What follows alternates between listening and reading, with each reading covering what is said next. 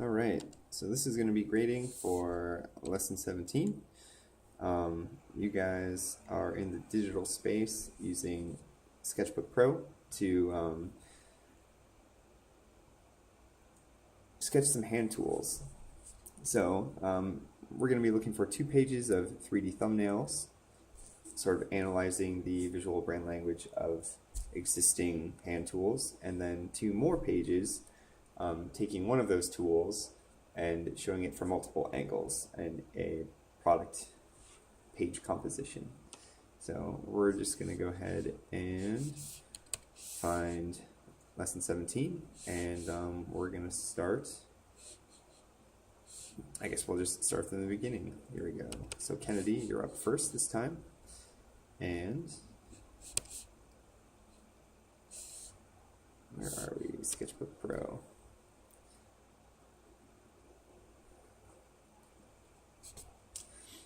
Alright, this is a composition page, it looks like, of a Joseph and Joseph tool.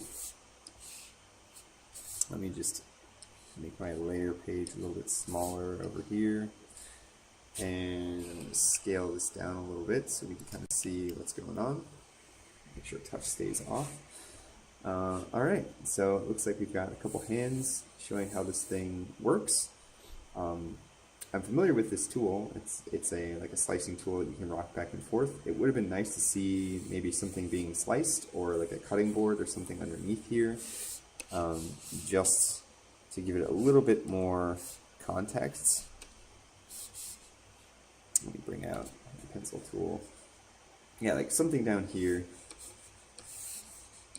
underneath it would have been nice just to see, and maybe you could even like put a shadow underneath this thing, kind of show it, anchor it to the page a little bit more. I see a couple other views. This is kind of neat to see how these handles fold in and out. This might be another opportunity to show one of these maybe like partially open, so that the viewer can kind of see that these things actually open and close. And you could see how that knife looks inside here. Maybe even show an arrow of how this thing opens and closes. Other than that, it looks like you're doing some nice basic color blocking, and starting to get your feet wet in some of the shading too. I think it could be a little bit more dramatic. These still look a little bit flat right now, but that's what I have to say for this first one. So let's open up one of your other ones here. Okay, so the thumbnails, I guess we kind of did this backwards. These are your thumbnails for the same brand, Joseph and Joseph. And yeah, these are looking pretty nice. Kind of like a tumbling arrangement of a bunch of these objects. I like them using similar colors. I know many of their objects come in a bunch of different colors. It would have been nice, again, with these 3D thumbnails to maybe see a hand in one or maybe a couple of these, just to give them a little bit of scale. And let's see, I can see you've got an underlay under here of at least one of your objects. Yeah, a couple of the objects. So your perspective does look pretty good on these things. So I think that underlay maybe helped you keep everything sort of straight. Alright, so I'm going to show you something too really quick. I think a few little drop shadows might have helped give these things a little bit more of a space on your composition. It looks like the logo is sort of sitting on top of them too, but you know, just having a little bit of a, again, it doesn't have to be the most perfect shadow, but something to give it a little bit of a, I don't know, a little bit more depth to your composition here. Might help these things feel less like they're just tumbling through space. If those are a little bit dramatic, you can always, oh man, here we go. turn down the opacity of that layer to kind of set them back just a little bit too. But overall, I think you're starting to get the hang of what this tool looks like. Your line weight on this one particularly looks really good. Yeah, that's nice. I like that you added this contour in here too to help this shape read. So I think you're off to a good start, Kennedy, with these. Oops, that's not what I wanted to do. Let's take a look at your next brand, Worstoff. Cool. So these are some high-end knives, cutting implements. All right. Again, I like to see your logo on here. That's helpful. Nice. The arrangement that you're using for all of these tools, nice and regular. It makes them feel more like thumbnails, so that's really cool. Nice choice there. Yeah, these knives are looking really nice too. Again, I can tell they're using a pretty efficient shading style here. It's not over the top because these are just thumbnails. This one maybe seems a little bit simplistic for what's going on. I'm not sure, is that, no, it looks like shading is on the same layer here. Maybe you could get away with throwing something like that in there to help this read a little better. This feels just maybe a little bit airbrushed. I think maybe you could have gotten away with using a slightly harder brush and working it a little bit less. But overall, like, these guys are looking really nice. All right, let's take a look at your composition page, which I'm assuming is also Worstoff? Maybe, maybe not. This kind of looks like the Oxo one. Cool, so we've got a hand in here, kind of showing this in context. Your hero shot.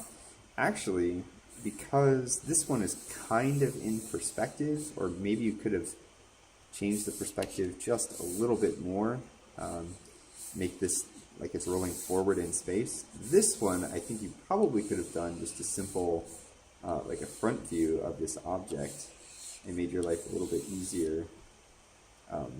You know, not having to figure out the perspective here. Sometimes it's nice to do a big front view, perspective view with your hand in place, and then this, I'm guessing, is kind of more of a detail view. I think maybe this one could get a little bit larger. One of these views I think could be a little larger, just to kind of fill out the composition. But overall, your shading is looking really nice. I think if I were to add anything, let's see, maybe the next thing you can start thinking about are some cast shadows, and even just simply adding a little bit of a cast shadow to, knock this down, to the back side, like underneath this area here, like where your wheel is being held in place, and then also potentially adding a little bit of a cast shadow. Maybe that's even too much. A little bit of a cast shadow here underneath your handle would help give this object just a little bit more depth. Again, cast shadows are really easy to add in place. Along with those cast shadows on the object itself. If this is a side view, maybe you don't need it, but this one certainly would benefit from having kind of a shadow underneath it, just to make it feel like it's anchored in space. And again, if that's looking a little bit too heavy for your composition, you can always turn down the opacity of the layer, or maybe make that on its own layer. Something like that. So overall, nice start here, and your line weight is looking really nice. I'm not sure if you did an underlay for these guys, if you just went right in for it.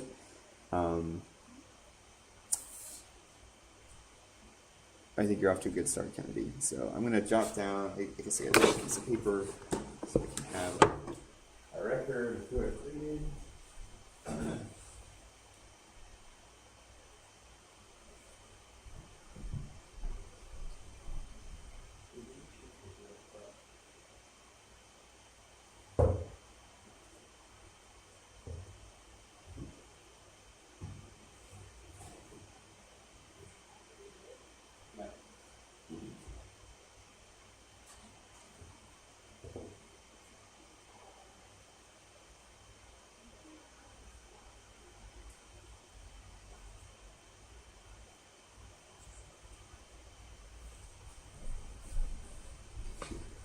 Okay, Kennedy. I would say overall, pretty nice start. Full completion marks. I would like to see a few more notes on some of the details that you can call out on your pages. Make sure there's a title and everything, and start thinking about those cast shadows to add a little bit more depth to some of your objects. Also think about context for your objects in at least one of the views that you're putting on your composition pages. Also remember, if you have something that moves on your object, that's a really good thing to call out in one of your composition views.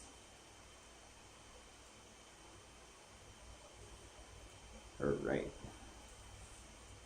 Overall, that was 4 pages, right?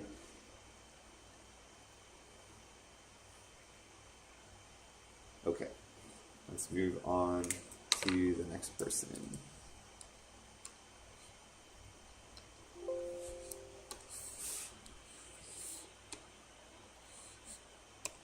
Okay, it looks like Laura is up next. We'll start with your thumbnails.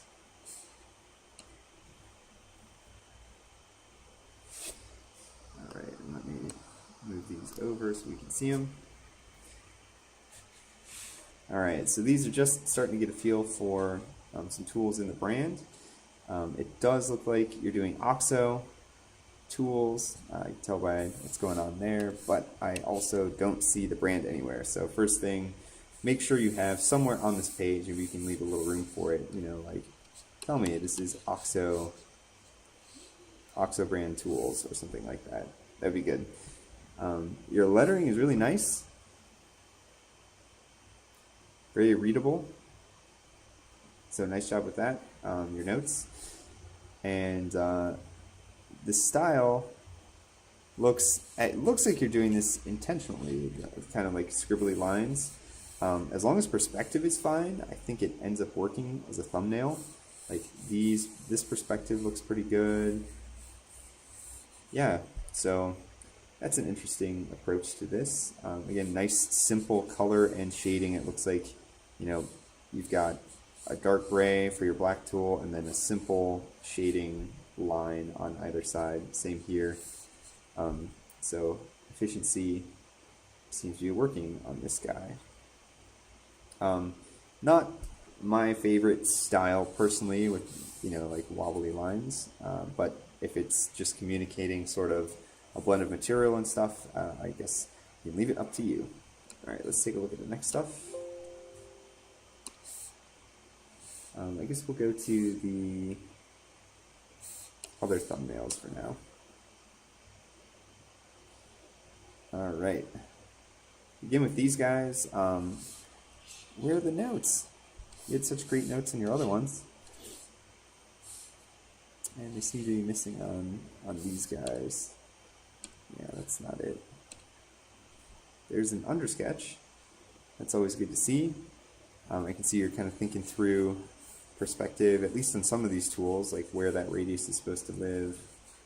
A box that looks like you're trying to figure out the perspective on this tray thing. So I appreciate that. It's not the layer. There we go. The shadows here are kind of nice. They kind of anchor these objects in space. Nice choice. And again, nice efficient shading style on all of these guys. On some of them, I think maybe they could benefit, even with this simple style, from having a contour line. And it looks like I'm not quite using the same tool here that you found. Let's see if I can find something a little bit closer. Yeah, there we go.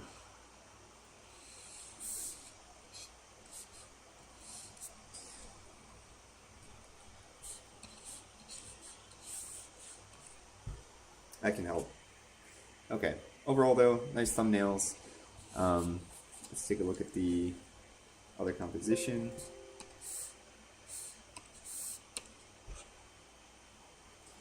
French press. Cool. Right off the bat, I notice no title, no notes.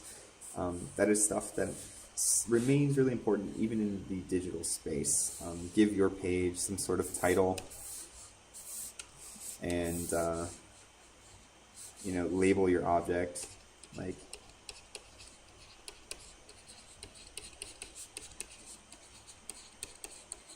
and if it is some brand, I'm not sure what brand this is, label that too.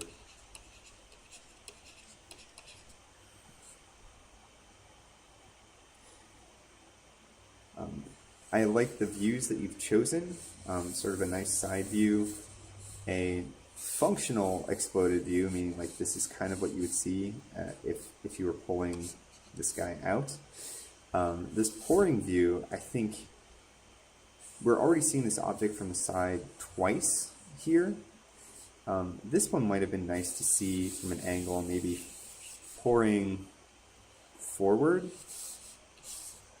sort of like back in space. Maybe you don't even see that much of the bottom of this. Handle's kind of coming out the back this way. It also would have been nice to see a hand in this view too, to help give this object a sense of scale. The shadows that you had in your thumbnails would have been a great touch on this page as well.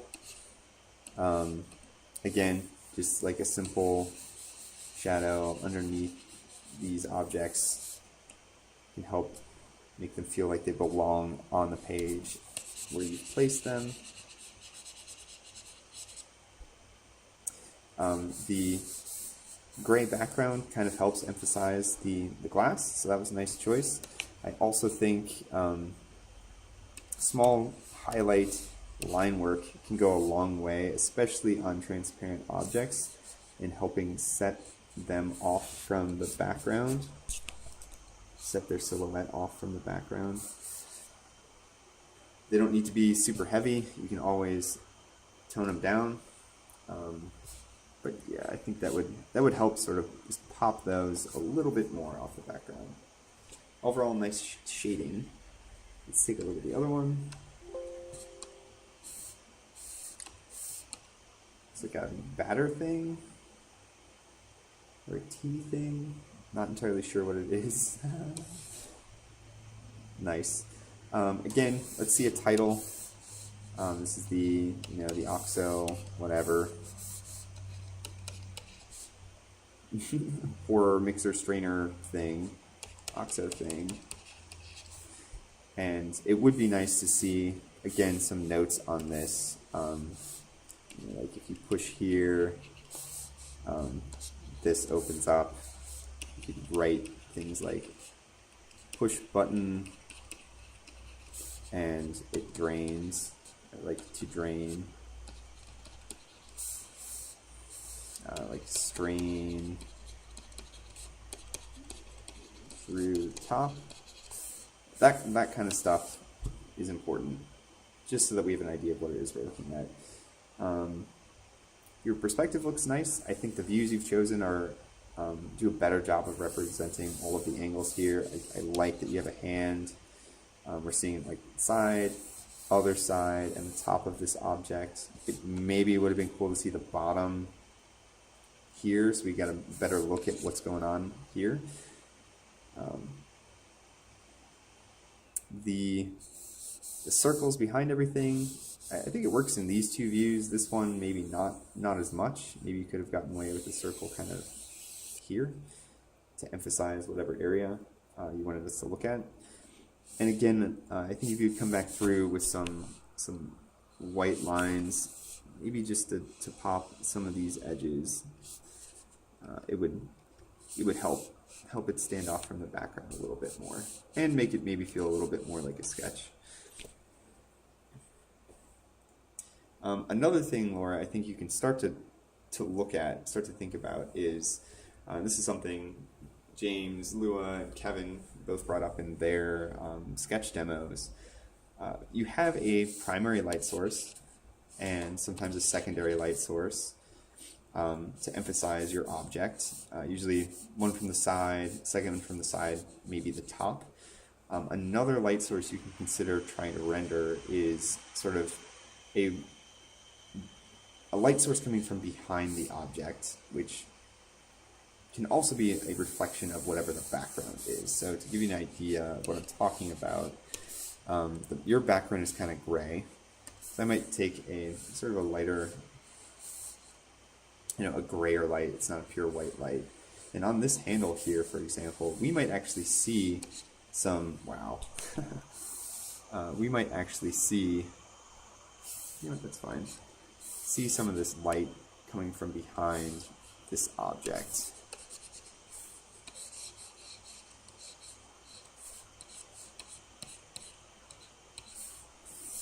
And I can use the soft eraser to kind of keep the transitions soft where they need to be. You might see that same highlight on a lot of these surfaces coming from the other side, like the top of this, probably even like the top edge of this. You would get some light reflecting from the back behind the object, reflecting the background. And again, you can come back through and erase away the overspray. But I think that might help your object, give your object just a little bit more dimensionality. Okay, so overall, I think you're doing a really nice job in the digital space. Giving you a couple pointers. Make sure you have those notes and the title in each of your drawings. All right, let's find out who is next. Liam?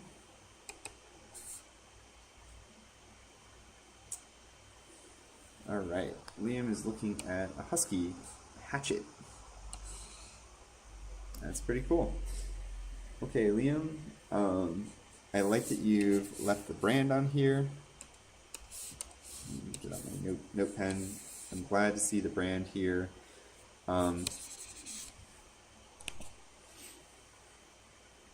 This main view, I think, is a really nice one, kind of splitting your page in half. I like that the detail here is kind of showing the top. And then you've got a couple hands on this tool, kind of showing it in use. Yeah, that's a really big axe. This might also be a good place to show like a log being split in half, if that's what this tool is supposed to be used for. Again, give it just a little bit more context. It might also be nice to add a few notes to your page, like, I don't know, wooden handle,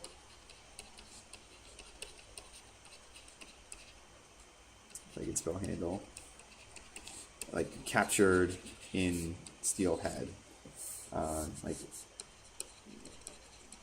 grips for hands, like chisel, split area, or something. I don't know. You can think of some notes to add to this. Especially because this page is kind of also thinking about VBL. You could also note like, red area for main hand grip, that kind of thing. Nice composition. This drawing is an improvement of your last ones. It doesn't look as super rigid. I know this tool can let you be very rigid. This still feels like a sketch, so nice job with that. Nice subtle highlights on some of these details. Overall, I think you're doing a really nice job. All right, let's see one of these other ones.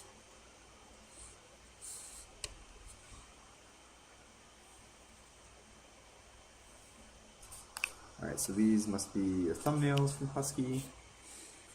I don't see like an under sketch here, and This particular view looks like your perspective is pretty close on most of this. It looks like your lines are converging. It will help if you keep thinking about doing an undersketch for these things. This looks maybe just a little bit off. That looks really nice. Side view here is looking pretty good. With thumbnails, try and think about the arrangement of your objects on your page. And again, because this is a Husky VBL thing, page about the Husky visual brand language, I would call out some of these features, like red button because it's an action area. There it is again. Angled grips, and here it is, a couple different places. Call that stuff out. It also might be nice to help anchor these objects on the page. You can do some drop shadows, kind of make them feel like they belong on the page somehow.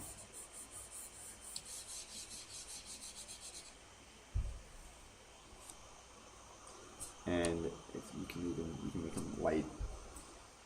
Might help just tie this page together a little bit.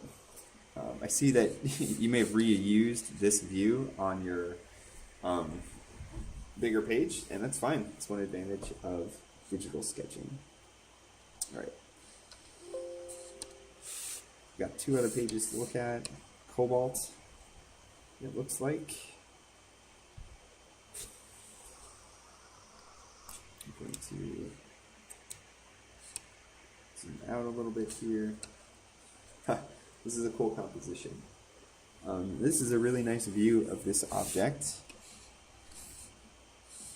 And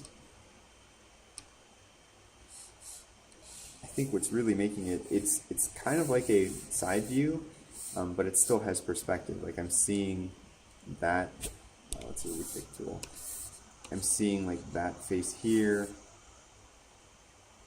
and kind of like the inside of my handles. That's really nice. It might have also been nice to see underneath here. Again, it wouldn't take much, but having some sort of like shadow that makes it feel like this object is sitting on the surface might just add a little bit more dimensionality to this page. It might also give you a chance to, especially on a more final composition, use some highlights on the outside edge of your tool. Again, to add a little bit of contrast to that background. You'll definitely want to add a highlight to anything that like splits apart. So like in here, probably an important place to put a highlight, parting lines, maybe even more important than these like edge highlights right here. But I like that you're starting to add that kind of detail. Nice coloring. It looks like you reused the view over here. Again, this is adding some scale with the hand, so nice job with that. Maybe an opportunity to tweak this view a little bit more and actually show it open, like actually grabbing onto a screw or something. This is a nice choice for a detail of the mouth here. Your perspective looks like it got a little bit off, so make sure you're doing an undersketch to have this all line up before you go ahead and add in all the color. But overall, this is a nice page. Some notes again are missing on this page. I guess we'll take a look at your Cobalt thumbnails.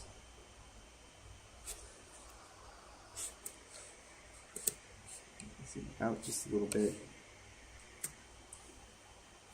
All right, this is another page where, again, really simple drop shadow I think would go a long way in having these objects feel like they have a spot on the page.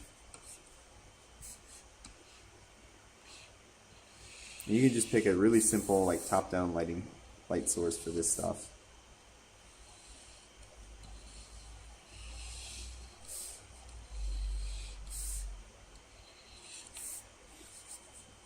This one is maybe not quite laying on the page like the other ones are. Yeah. All right. Again, try and keep, if you do an undersketch, keep that on the page somehow. That way I can see that you did, in fact, like set up your perspective. But overall, these are looking pretty good. Maybe you even used a reference for some of the lighting. I think the grays that you've chosen for a lot of this color blocking are looking pretty nice. Some of these, let me get out an easier pen. Like this area down here is looking a little bit fuzzy. I kind of don't even think you need to do very much airbrushing on these thumbnails. Just like the simple color blocking you added, and like, you know, let me go on top of all these. The fact that this face is lighter than this face is kind of all you really need for a thumbnail. Notes would be nice for this too.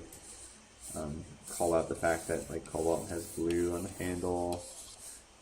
We see a similar kind of transitional black area in between. You know, just simple forged steel element on top. But overall, this is a really nice improvement over your last set, so nice job.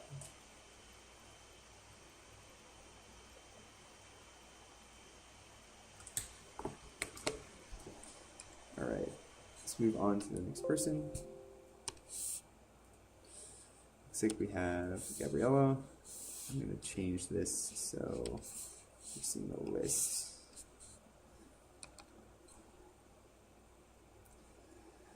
Black & Decker. All right, so you got the title, nice. I see some notes. It might be nice to, especially on a page where you're drawing existing tools, sharing a brand language, call out things specific to that brand language, like the fact that we have like a red highlight on a black handle, and it's here in multiple places, worth indicating. Yes, there's orange and black, but some other things you might call out are like chamfered transition. This probably chamfers along these slots too, or even just like a simple slot shape you can call out on both power tools. See if you can find some other words to call some of this stuff out. Yeah. Overall, this is kind of cool way to do your drop shadow. You must have found a like cross-hatching brush. I think it helps anchor some of these objects on the page. Your line work is looking pretty good, and I'm just going to take a peek and see if you did have an undersketch under here. Yeah, definitely. So this is invaluable. This is really nice.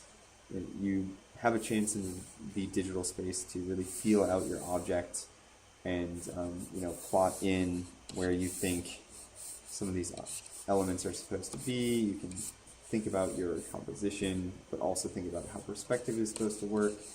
So I can tell that your objects are well constructed here. Nice job. You may have taken the shading of these objects a little bit farther than you need to for thumbnails, but it looks pretty good. So, all right, let's take a look at the next. Your persuasive composition. The Ready Wrench, Ratchet Wrench. Cool, so I'm glad you have a title here. Is this the same brand? Make sure the brand is on there too, maybe. It's a little bit crooked. Is this the layer here? Let's see.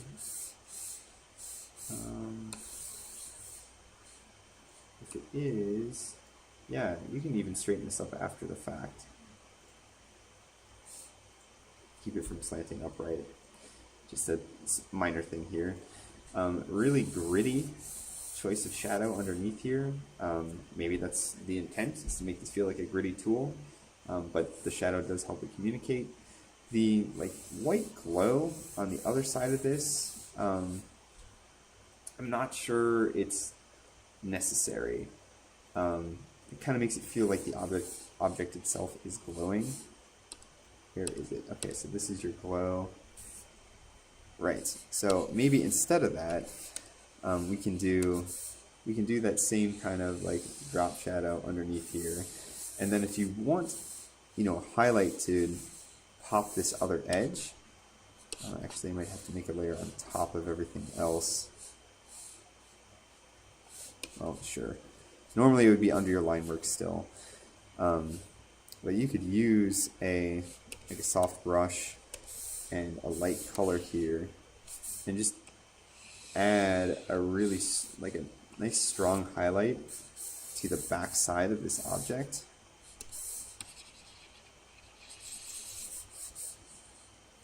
As a whole, and I think it would help it give it that sort of like contrast that maybe you're looking for. Yeah, the glow I don't think is helping too much. All right, so let me turn on that layer again, because there was other stuff here. Hand, I'm so glad you did a hand. It looks like maybe the thumb is rotating this wrench. That might be a good place for a note, like use thumb to rotate wrench or select wrench head. Nice arrow. And your view selection is really nice too. So you've got the hand with the object a little bit smaller, sort of your hero shot of the object, and then a detail view of what this wrench looks like, from a front view, regular view. This view can even be a little bit larger. And then maybe the details inside here too. Looks like maybe some of these lines are just a little bit sloppy for a close-up detail view. Overall, this is a nice composition though. Phone going up. Okay, we've got KitchenAid to look at too. Nice with the brand down here. The vignette really helps pop the color of the KitchenAid stuff. I like that you've added some shadow behind some of these objects. I think maybe the other ones, if you're going to shade, do a drop shadow, I would put it under all of the objects. So this sketch, this looks like a pineapple or apple core or something. I think is a nice balance of looseness to the line without it looking messy. This one maybe is just a little bit too messy for this kind of page. This would be this line work would be a great underlay to then do one more pass and kind of get rid of some of these extraneous lines outside here. This one looks pretty good. This one is sort of right on the edge of that line too. This one looks pretty clean. Maybe even, I don't want to say too clean, it just looks really clean. With a complex shape like the head of that ice cream scoop, this might be a good one to throw a contour in just to explain how that object, how that surface is supposed to read. But overall, these are your shading looks really nice. I can tell you're moving through it pretty quickly, and efficiency is sort of what we're going for here on these thumbnails. So again, it would have been nice to see some notes about specific brand features, like shiny red handle. We see that on several of them, but the handle switches to this metallic before the shape of the handle actually changes. Where they put this break is interesting, so it would be worth calling that out. Okay, here, next page, persuasive composition.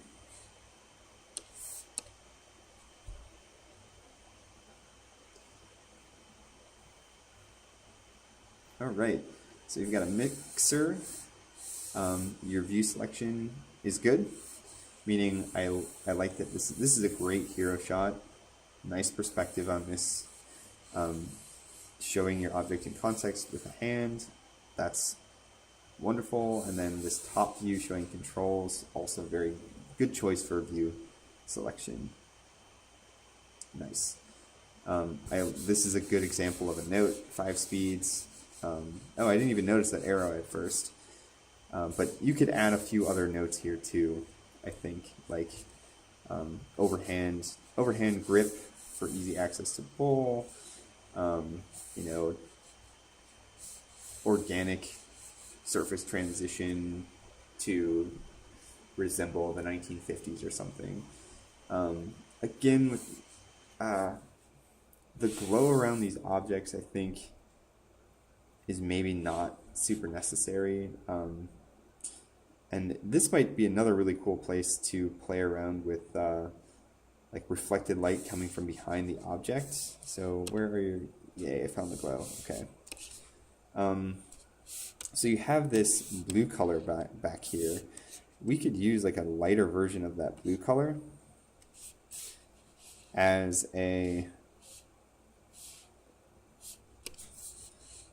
like a way to emphasize some of the edges of this object.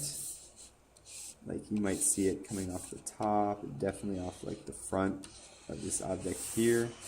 You know what, and that's not even that blue. I might go back to like a bluer.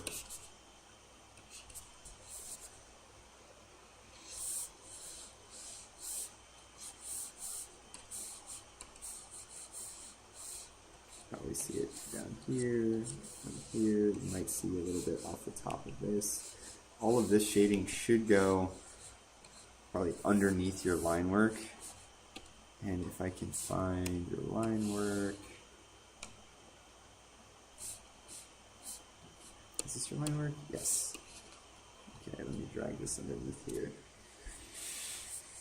It might give you some of that pop that you're looking for when you added the like the glow around the edge of your objects, without it feeling like your objects are actually glowing. And you can erase away the areas you don't really want.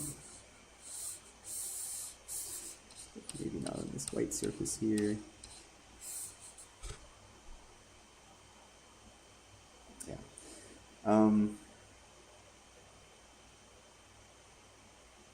Another thing that might help this feel more like a composition, just to give you another option. So I like this blue color a lot. So it really contrasts nicely with the red that you've chosen. Rather than doing the entire background blue, you could do more of a blue vignette and just go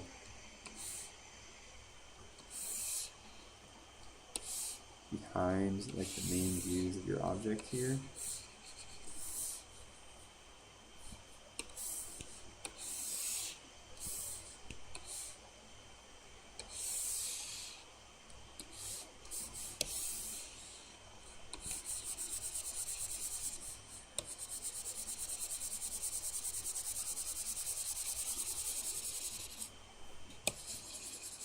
Might have to go back on top of this layer with a white to make sure your hand stays looking the right way.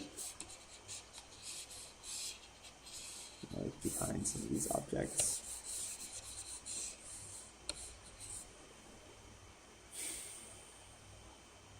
Just another option. You could probably add, to kind of cap this, use a darker blue and a pen, like, yeah. Anyway, just another option. Overall, this is nice. Would have liked to see, you know, the title and some other notes.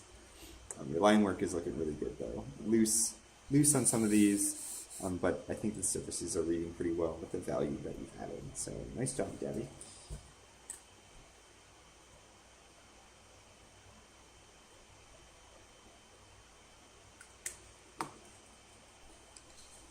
All right. Amber. Fiskars? Yeah, Fiskars. Okay. So this one,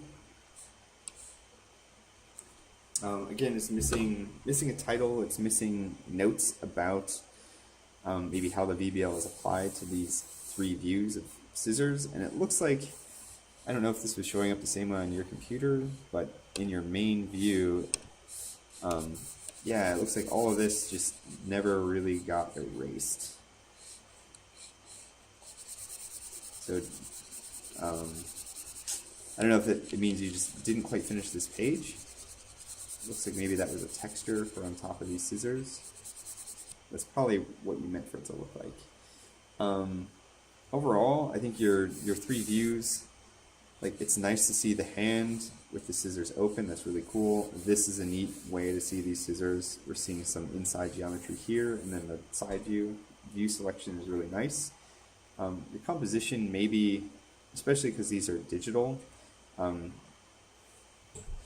could be changed a little bit. And I guess just to give you an example of maybe how you could do that, like, let's take this main view and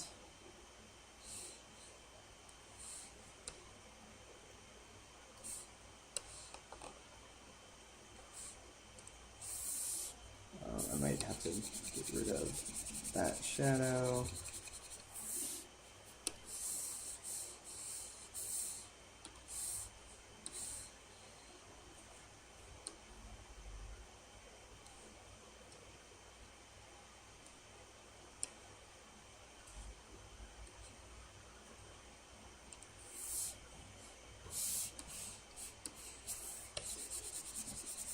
Shadow doesn't work there anymore. And then, like, these guys, and you might have to play around with your views before you add shadow.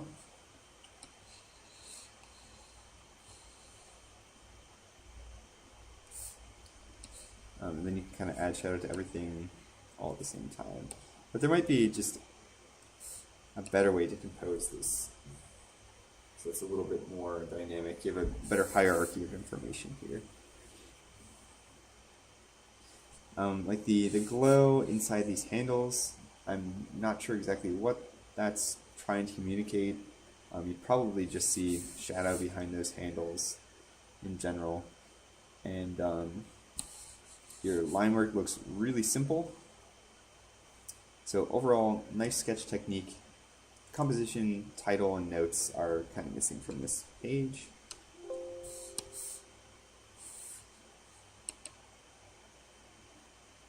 Composition number 2. Oh, same thing happened from with your texture page. And I don't think it doesn't look like you intentionally left that box in place. It just didn't get erased all the way.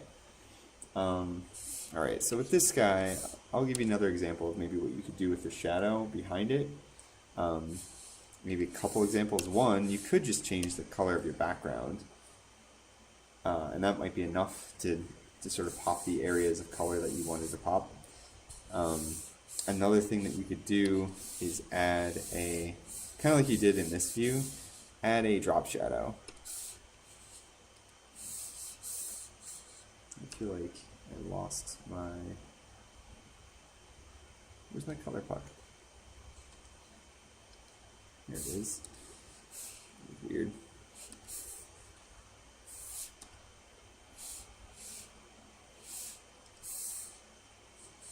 You could do a shadow under this guy too.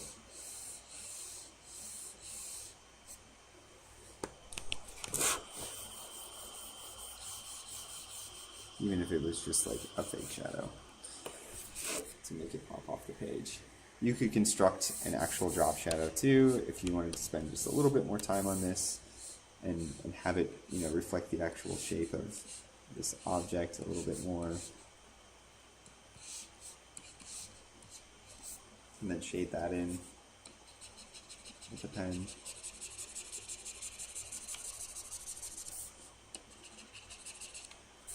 Right, assuming it lines up the right way with the areas of this thing. Same thing on this page. add a title, add some notes about, like, I don't know, what that switch is for, the fact that maybe you squeeze these and these guys slice. Maybe you could talk about what that feature is. It's nice to see you added some texture with a texture layer. Let's take a look at your thumbnails.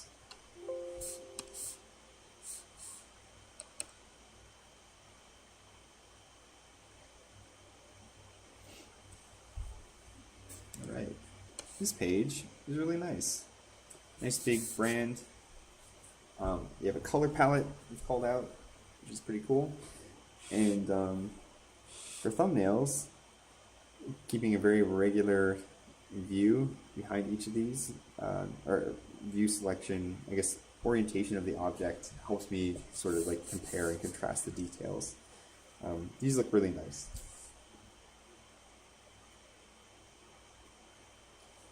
Hand lettering might be a nice way, a nice touch for this stuff too, rather than using the type. If you do use type, just make sure it lines up. Looks like maybe that one can get moved down just a little bit. This is a little bit bigger than some of the other type. Just try and keep it consistent. But nice page here.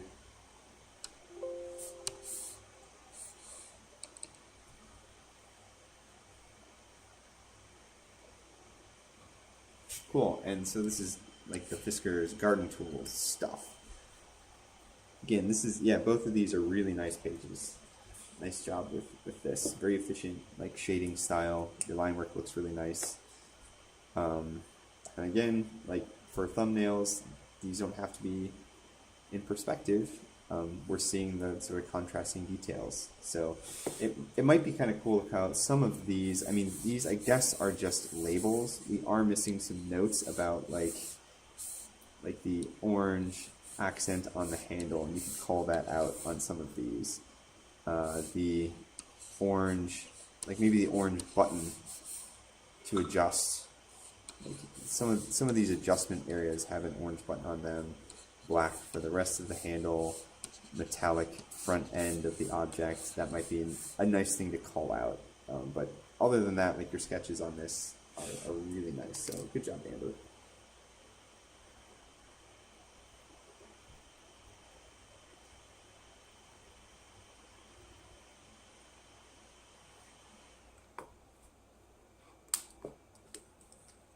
Okay, who's up next?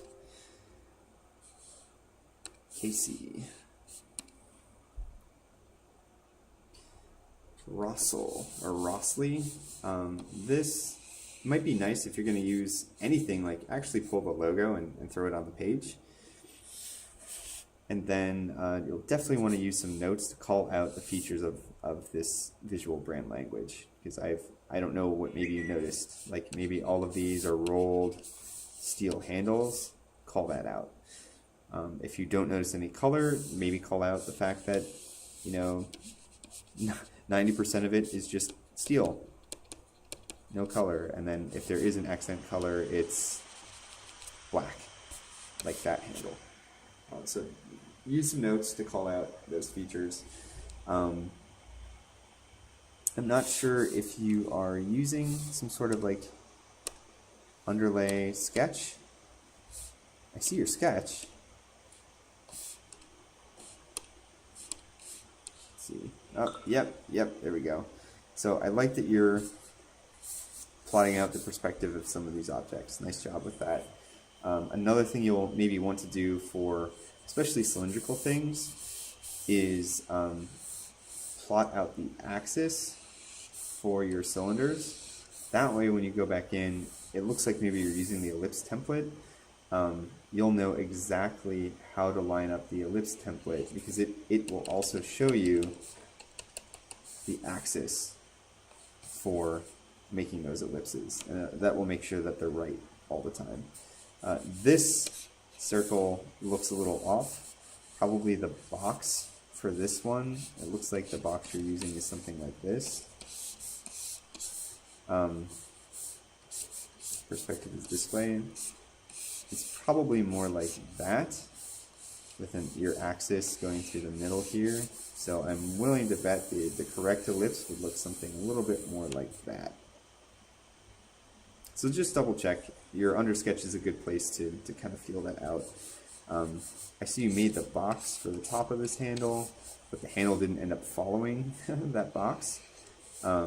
Try and make your object fit inside there. And again, your undersketch is a good place to try and feel out how that's going to look, so that in the rest of your sketch, when you put in your real line work, it looks correct. Alright, let's turn everything back on. Where'd your shadows go? Okay. Nice efficient shading. Maybe one thing I would add to this thumbnail page, after you have it done, you can probably go back through here and maybe think about the arrangement of your objects a little bit more. Do something a little more regular. Like maybe even orient them all in the same direction, just so it's easier for us to see the difference between brand language application. I think a drop shadow would probably help on some of these too, just to anchor them on the page. So underneath, just something simple to make it feel like these objects are, on the ground.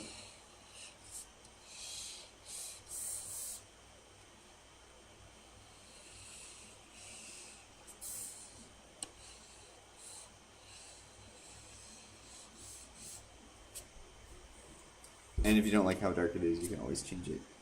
Okay, next page.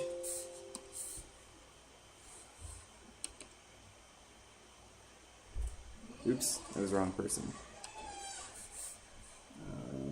Casey. Alright, so you went with the pizza cutter tool for your composition. This is another page where I think a title would be helpful to see, and then definitely adding a few notes to this page about features of this pizza cutter would be helpful. Like that is a hanging hook.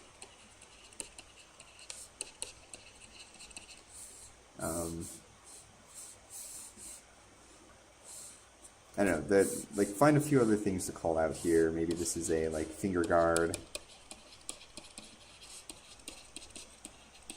Add a few notes. Your view selection is nice. I like that we're seeing this side of the joint between the guard and the blade in this view, and then we're seeing the other side in this view, and we see a hand in this other view. So nice view selection. I think you probably could rearrange these views after the fact to give a little better hierarchy. And so let's just try it really quick. So, oh, that must be your undersketch. Glad you're doing an undersketch. I'm gonna start merging all of this stuff together so that I can rearrange some of this stuff. So your hero view, maybe that one you want to make just a little bit larger. Maybe I'll throw that one over here.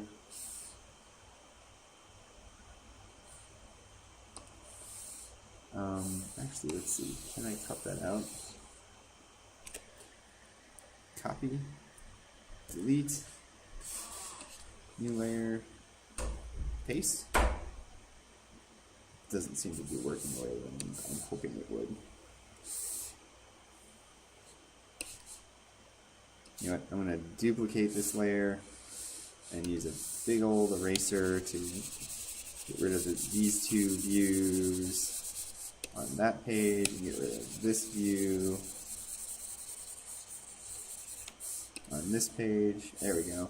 Now I can move this object separately of these two objects. I really feel like, see, I'm going to duplicate this. I kind of want to switch these around. We're seeing the top of this object, so I kind of want to throw it on the bottom of the page.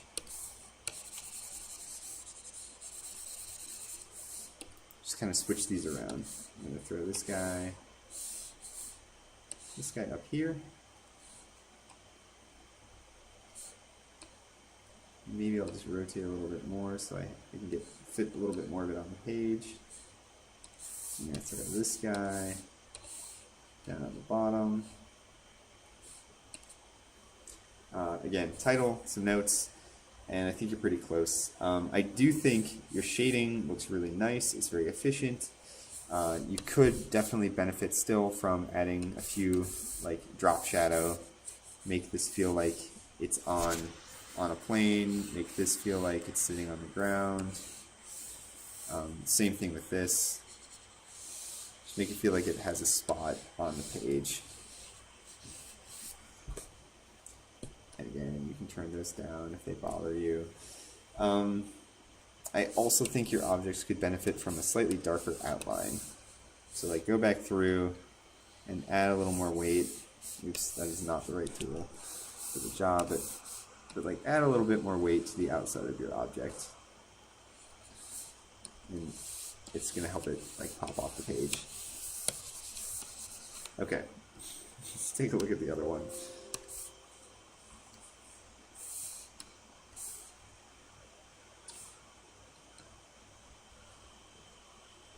Alright, scissors. Yay for the hand. I like that. I would really like to see a title. Call out some notes like purple grippy area and black blades for contrast with white paper. This is a really cool detail view. That might be another example of something that you could fit like in a circle and then show like where that came from.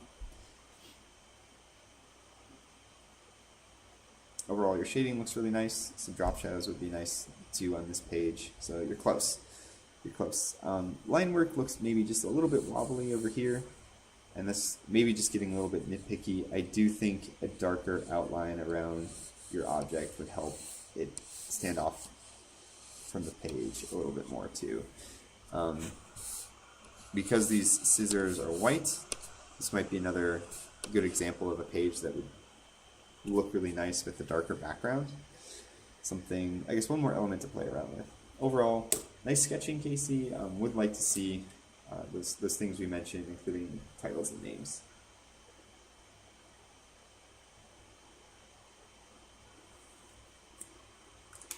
All right, next.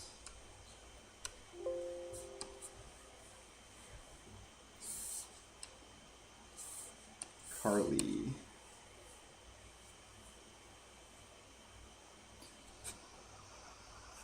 All right, so you've chosen the brand iGo. Okay, they use a lot of like monochrome colors of this palette. I think that's making sense to me. I like you've added some shadows to these objects. Really nice shading on this one. Actually, nice shading on all of those. Overall, I think maybe the only thing I would suggest to help improve this page is think about the overall composition of this page. These objects seem a little bit haphazardly placed around, and a more regular arrangement might improve how this page looks as a whole, contrasting visual brain language elements. All right, let's look at another one.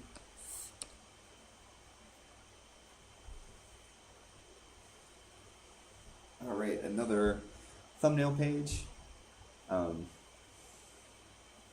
This is a really cool detail to call out. This ratio of cap lid to the rest of the cap. Nice job finding that. Again, I think composition is probably the biggest thing I would say is worth taking a look at. The best time to look at composition is after you've done sort of your underlay sketch for these objects before you start coloring them. Use the lasso tool to just start moving stuff around. Like, do I really want these objects here, or do they make more sense? Apparently I'm not on the right page. Do they make more sense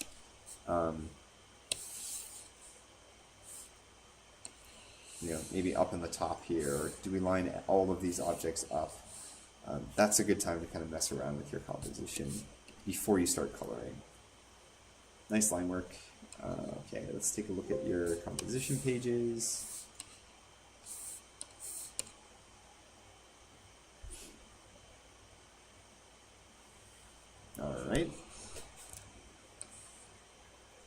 Looks like we lost the title. Keep the brand title on here, and definitely worth adding a few notes here. Like even to this one, you could add a note about. Let me get out of this tool. You could add a note about like drawer slides. Maybe it snaps shut. I like that you've added a hand in here for scale. It looks a little bit, maybe just a little bit weird. Your thumb looks good. The back side of this looks weird. Maybe we're just like missing the back half of this hand. Maybe that's the only thing that's missing. I don't know. It does seem like maybe the background here is just a little bit dark. You could probably get away with a background that's puts a little more emphasis on those objects, and obviously you'd have to go back through and erase away some of this overspray, whatever layer it's on here. This darken layer maybe, yeah, just get rid of that.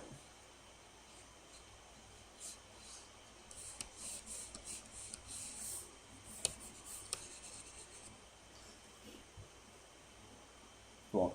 I like that you went a little bit further with your like highlights, adding some highlights to the edges here, and you didn't really need it in these views. That's good. One thing that could be emphasized in this view is that, I guess maybe that cast shadow, to make it feel like there's an inside and an outside. Let's see, there's all your line work, so I'm going to add on top of here a layer, like a nice dark gray, make it a multiply layer, and really come in here. Don't be afraid of this feeling kind of dark. That's fine. It's supposed to be dark. It's a cast shadow. And actually, it might even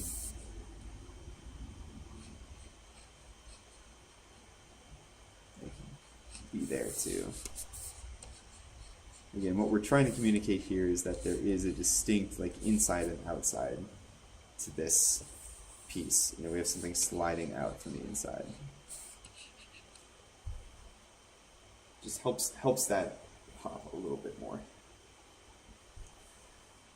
I really like the cast shadow down here, I guess the drop shadow. So just missing some notes. Let's look at the other one. I guess your last page. And yeah, same thing with this one. So dark, the background being black like this, I think maybe is just a little too much, maybe a little too distracting. If we change that back to like a middle gray or even like a light gray,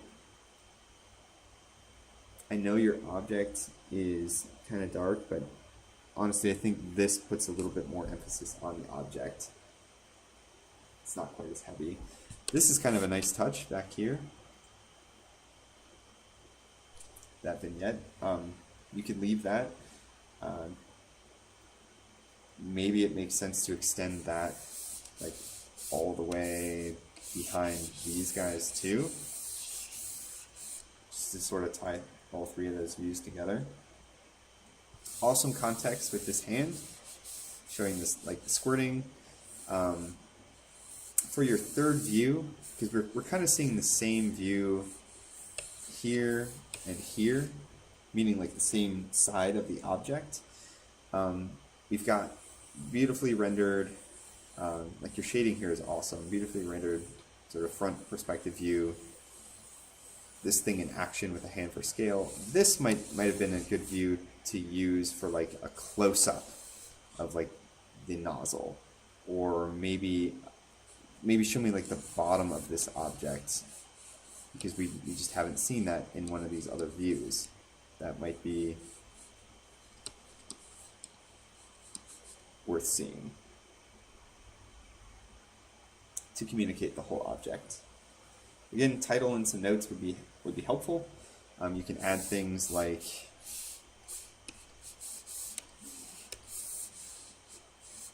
if this thing spins, you can make a note about it spin to adjust. Just to do in there spray, and I don't know, like matte finish, right? Find some interesting things to call out. All right, overall, excellent sketching style and rendering. Just think a little bit more about your overall composition and adding some notes to your drawings. Call out some features. All right, so that was Carly. Let's look at Luke's stuff. Luke, we're looking at DeWalt. Let's see here. Let me just like zoom out a little bit. All right. So I like that you're showing us there's a proportional breakup of color here. It might be worth actually labeling this graph like color proportion.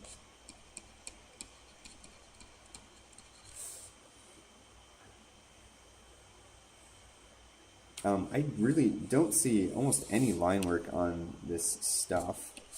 I know these are supposed to be thumbnails, and it looks like you're really going to town on like how you're shading these objects, which is really nice. They look very accurate, but they don't really feel like a sketch, like a thumbnail. So it might be worth going back in and like actually adding some lines to this thing to make it feel like a sketch. And of course, you'd spend some time on it to get them to line up. Yeah. Okay, let's take a look at next page.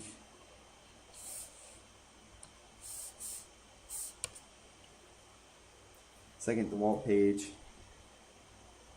Sort of same thing here. I guess I do see some line work on this one. That looks really nice. Really simple shading, but I can see the stuff that maybe would be important to call out, like a yellow cap, and that's something that exists on like all of these. You could call out something about like organic shape to the black handle, because we kind of see that in all of these. Yes, they're rubberized, but there are probably a few other details worth calling out too. And yeah, overall, like really nice shading. The line work is just lost. Like I don't see any line work on this guy. It doesn't really feel like a sketch. And this looks so accurate. Are you like sketching over a photo? That would be a compliment, unless you're actually sketching over a photo, in which case it's okay to use photos as a reference, but for this we're also kind of doing some practice on like sketching these objects too. So, but yeah, man, if you're doing that freehand, these objects look super accurate. Nice job.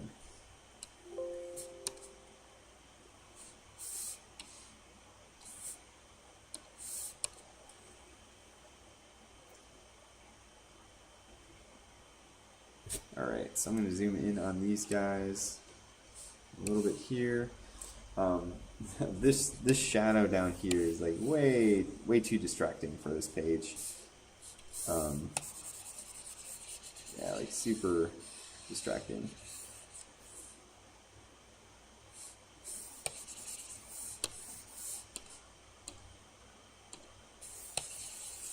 I think a better way maybe to do that shadow would be something like,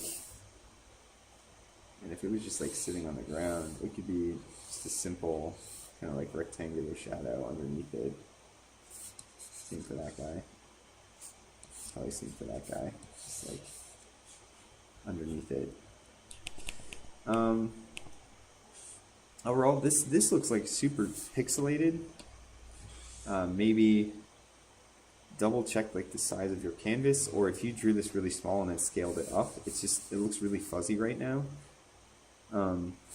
Nice gloved hand as a reference here. So your views are really nice. Like we see this thing closed, we see it open, and we see it all the way open, actually in context. So it would be nice to see a few more notes. And again, I'm like totally missing your layers to see how you shaded it and how you set up your construction.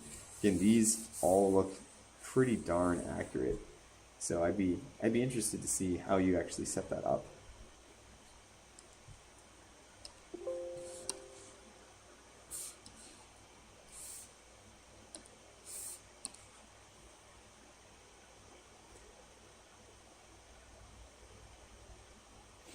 Okay, so this is some kind of blower, and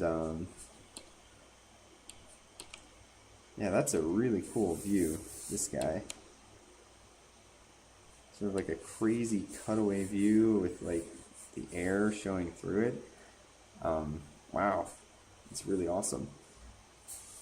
Yeah, we've not even touched anything close to that in class, so it's the first time I've seen anything like that from anyone in class. This view perspective looks really great. Shading is like really simple, but it's kind of communicating the overall form. This one with the hand is nice. Again, I think some notes would be really important here, like labeling that this is like a cutaway view, and this is like the airflow coming through. Those are really important. And I know you've got some line work in here, but I'm really interested to see like how you set this view up, because wow, it's really cool. All right.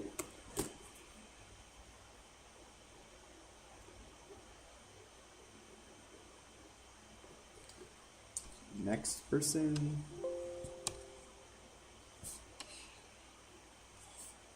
Lauren. Taking a look at OXO tools, nice.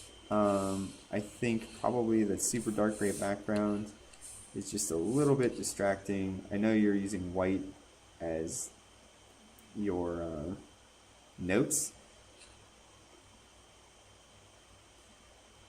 but in general, I think probably a lighter background, especially for thumbnails, maybe just makes a little more sense. This is how we usually see these objects anyway.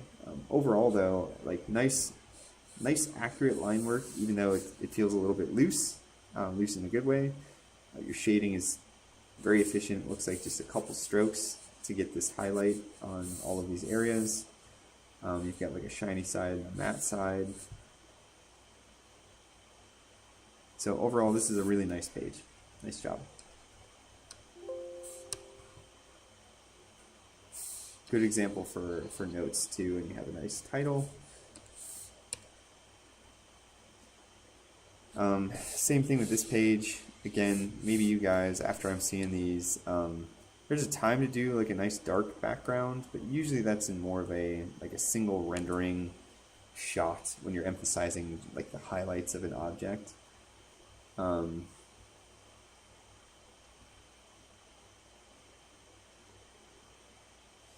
I like the things that you're calling out. Color, proportion, breakup. This vignette, I guess, kind of ties these things together a little bit. They do seem maybe a little bit randomly placed on the page, but overall, again, for sketch quality, I think these are exactly what I was looking for. You know, simple line work and simple highlights and shadows to communicate.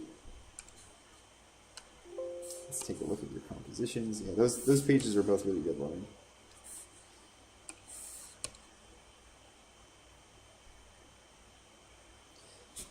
All right, so we've got a can opener, the OXO Smooth Edge can opener. And again, with like the super dark background, I'm glad you're trying it. Again, it might be something that is maybe just a little too much for what's going on this page. I actually kind of think the contrast between like a lighter background and this dark object looks as good. Maybe communicates a little more clearly. If you wanted to do a dark background, man, you could actually do, like, you have a spot for it. Like if you wanted to do, I guess you could do like a dark vignette. Choose kind of a marker tool, And let's find, that's not the marker tool I thought it was going to be.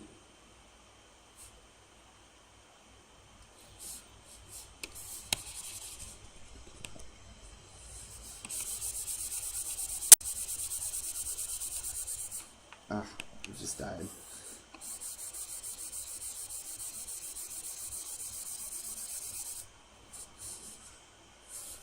Use my eraser. Come back through. Get rid of the erase I don't want.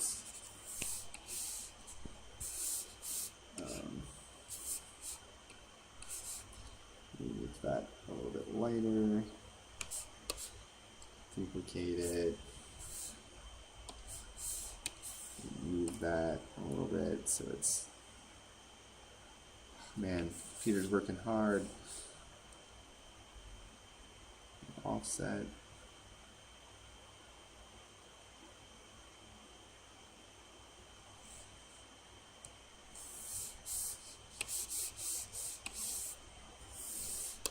Combine those together. I don't know, maybe that's also a little distracting.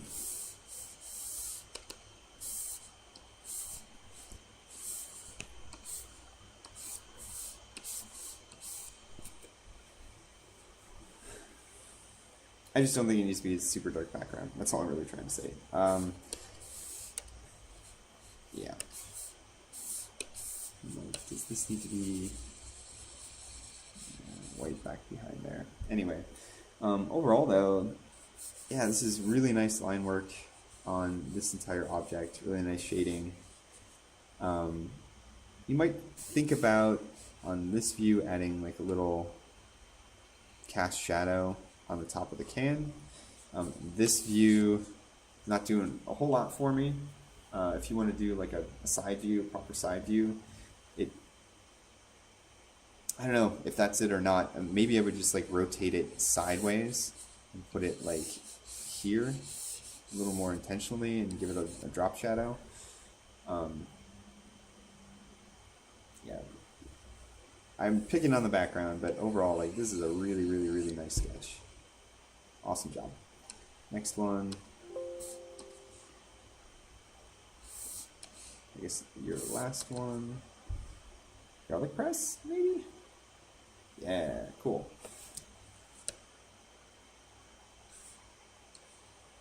Okay, I'm not going to pick on the background again. I am going to turn it down, though, just so I can see the object standing out against the background a little more. Awesome sketch here. Nice side view. And then you have hands for context, so good view selection. For anyone who have been saying, add some notes, this is the kind of notes I'm looking for. Like, tell me how this product works. That's good. It might have been nice to have like the OXO logo up here somewhere, but overall, this is a great page. I guess I haven't looked at any of your like undersketch stuff. I'm just curious to see kind of where you started. If I can turn it all off. Man.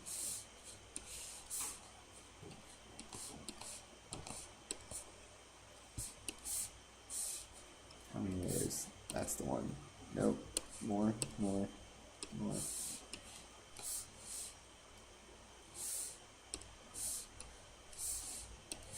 It might make sense to merge some of these together. Okay, so I do see a little bit of an undersketch here, trying to figure out perspective. That's all I was looking for. So overall, Lauren, nice job, as usual.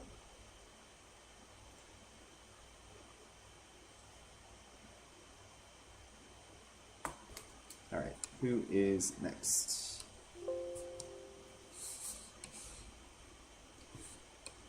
Cole. All right. These look really cool. I like that you have the brand on here. You are missing some notes about what elements there are in this visual brand language. Definitely call out things like proportion, like maybe some of the shapes that Makoda uses on their tools, edge things. Do they use a pop of color for indicating like a switch or a button. So that part of it's missing. The red color in the background is really neat. It might be, again, just a small thing, so I'll show you another way that maybe you could do this to make it feel a little bit more clean. I like the idea of putting like that color in the background, but to make it feel a little bit more regular, you could use just like a template and keep it regular. It looks like there's some like white behind that. And actually use the same shape behind each and every one of these objects.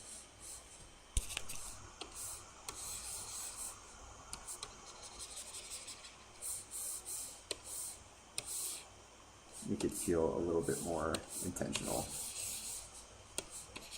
And then you might find that there's like white stuff behind it you have to erase. Okay.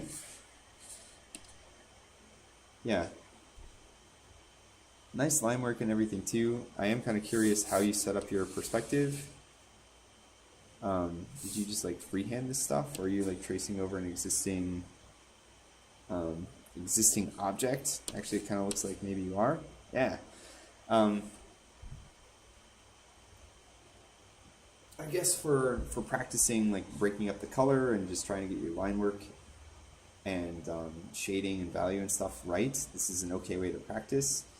I was also kind of hoping you guys would freehand this stuff and not trace the existing objects. All right, let's move on to the next one.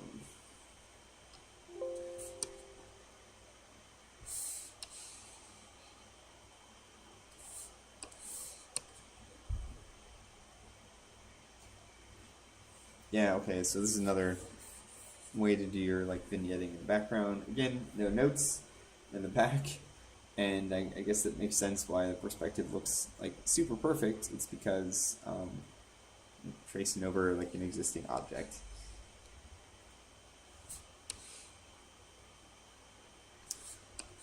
Okay. Let's take a look at, oh, I must have opened the same thing again.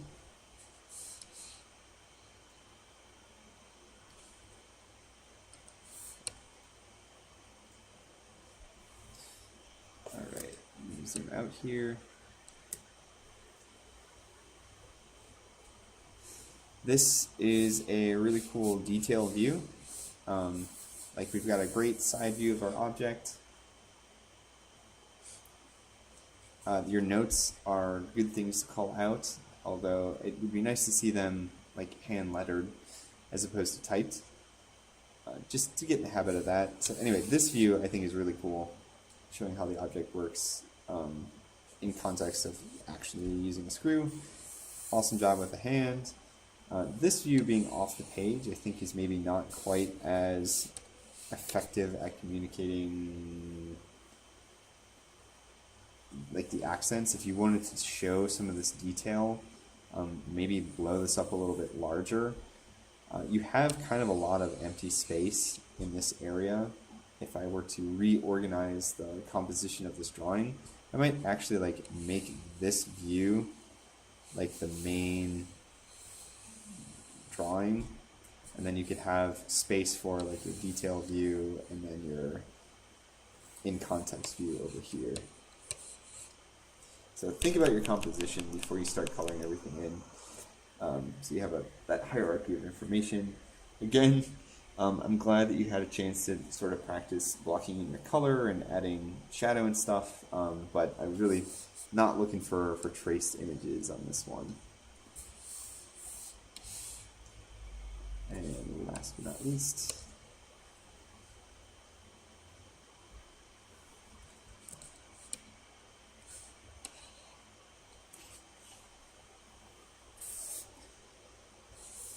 another great like pan for context, cutting this thing, cutting a, I don't know, pole sticking out of the ground.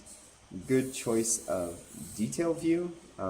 This probably could be even a little bit bigger, focus in even a little bit more on the mechanics inside here. And then iconic colorway. So this view and this view are pretty similar in like what perspective they're showing. I try and find a new perspective for one of these. So if you want to show this as like your hero image, that's fine. Make it bigger, and then that way you don't need to spend as much time on detail shading on your contextual views. All right, so that was cool. So I'm probably gonna have to dock you some points from doing like tracing again for practice. I really want you guys, you can use reference as much as you want. Underlays weren't really a part of this assignment. So just some completion points there. Okay, next person.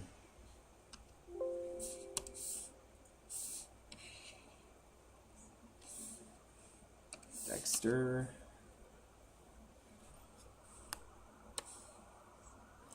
Okay, glad you have the title. Glad you've included some notes. Yeah, these are, again, good examples of notes. Like the sheath is allowing easy access, and yeah, that's the kind of stuff I'd like to see on everyone's pages. It looks like your texture, oh, we're only seeing, so this must be a merged image. When you merged everything together, I'm guessing maybe forgot to erase the rest of this texture. And overall, nice view selection. Like you've got an intriguing, well-shaded hero view. Context with human scale. Again, like maybe when these got merged, the texture came back through. And then more context with another object with your sheath. So really good view selection, nice shading. Nice line work too. Just watch when you shade some of this stuff to make sure you erase everything all the way away. And send me the file with layers so I can see how you have everything set up.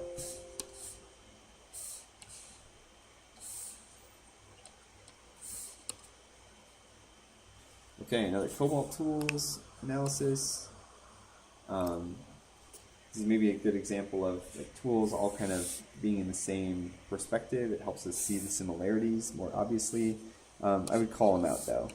Like, this pen is so huge. You know, call out that we have like blue on the outside of our handles, that there's this like black transitional area. And if you call it out, all the details on one handle, like we'll see them on the other handles. Maybe make a note about proportion of handle to tool, brand application, since it's similar on everything. So some notes. It might also be nice to see on these thumbnails, like a little drop shadow. Oh, of course it doesn't show it because this is merged also. So yeah, drop shadow like underneath the handle to make it feel like it's on the page, underneath all of your line work and stuff too. Overall, looks like pretty nice shading. Again, maybe a little bit farther than you need to take the shading for a thumbnail, but it looks good.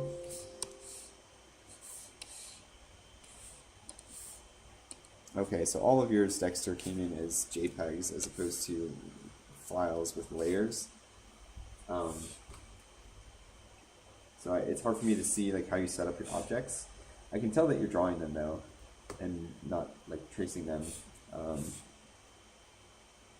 Well, maybe.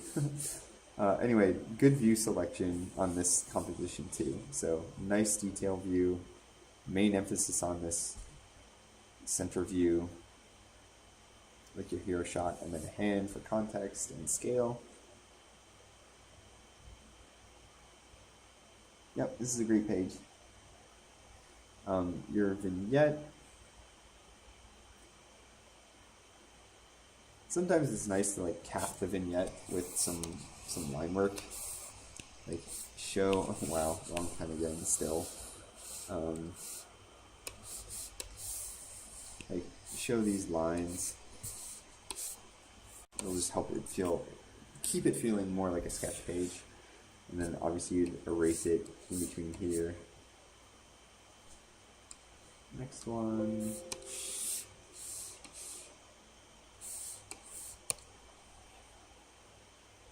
Gerber.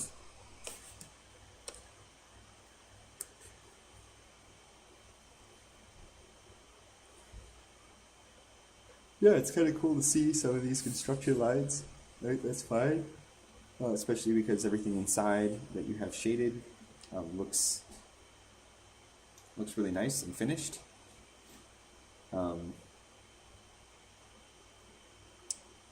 Notes on this page too would be helpful, like talk about brand application, talk about, you can even make a note about how like each one of these has this like circular cutout in its construction. That's a cool detail I see you found, but it would be worth making a note of that as well. Okay, so nice job, Dexter. Just really want to see that like the layers of your files. So I'm going to dock you a few completion points just because I can't actually check how you have everything set up.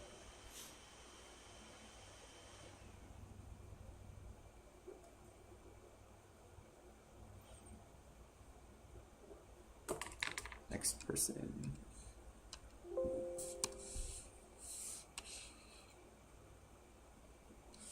Mitch. All right, Mitch. The Cricut. CRKT. That, what, the Mac 1 knife thing? That thing looks unlike any knife I've seen. All right, so this must be your composition page. Overall, the views you've selected are nice. I like that you have the brand on here, copy and pasting the description. Maybe not exactly what we need for a design sketch composition page. It might have been nice to pull some of these details out of here and then call them out, like saw blade, top edge, chamfered, I don't know, front edge of the knife, a place for your finger, like a bottle opener. Like, call some of that stuff out rather than doing this. Nice hero shot here, context with the sheath, and scale with the hand. So overall, I think you're really close on this. Your lines are looking really good, and however you did the texture in here looks really good too. I don't know if you're drawing on top of a photo maybe. Oh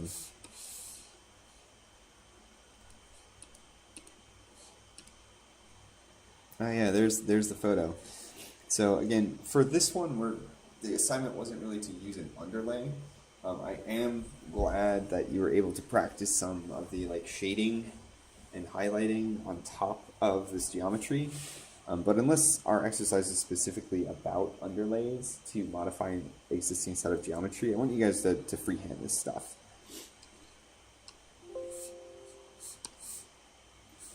More practice with lines.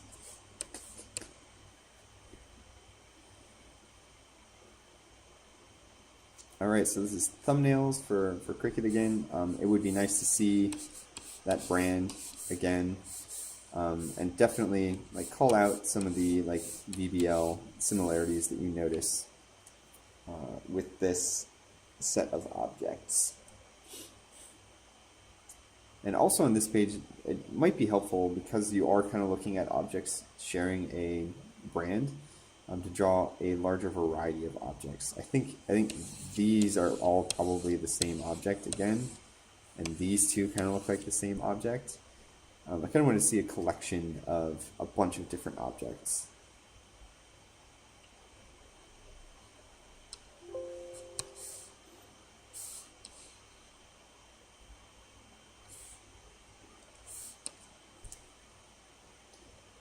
All right, another composition here. This one looks like, so one thing you can really benefit from in the digital space is like repositioning your drawings so that you can have a nice composition. So like this object, it looks like you do have it on a separate layer, but your hero view should take up a big chunk of your page, and then these other views Might be kind of nice to squeeze them in just a little bit closer to the main composition, kind of show them more. I mean, I like it showing it in context here. We've got the spoon version and we have a bottle opener version. Just try and think about how they fit into this composition. A little bit more, just a little bit more consideration on how that works. The background here I don't think is really helping that much. I think it would be another thing worth trying to make a little bit more regular vignette that goes behind your views. And you can draw some lines and then fill it in with like if you want to use a gray color, use medium, darker gray, find a good marker tool, and then just color it in. Another cool effect you can have with vignettes, you don't have to color it in exactly perfectly, but you can go back and erase the edges.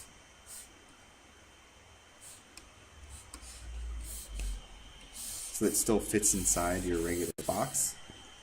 Oops, that did not seem to work very well. And then of course you're going to have to go back to some of these other layers and like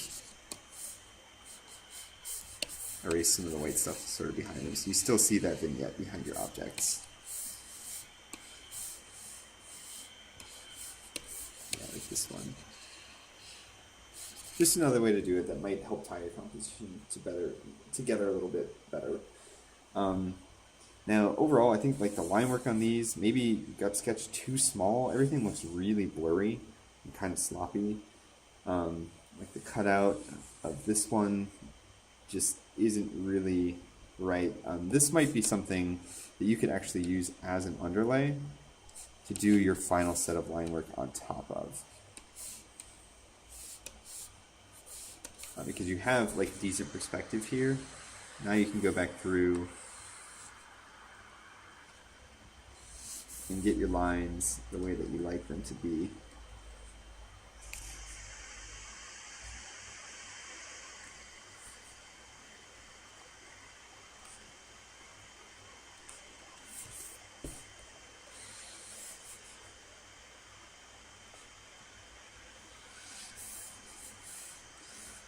With these holes in the middle, you could probably use an ellipse template to make it feel like it's really on the surface.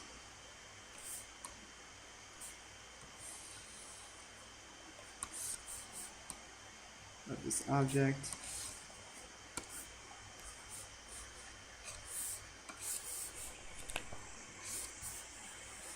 And once you have that basic underlay down, then you can turn off what you were using as an underlay and go the rest of the way with the rest of your lines.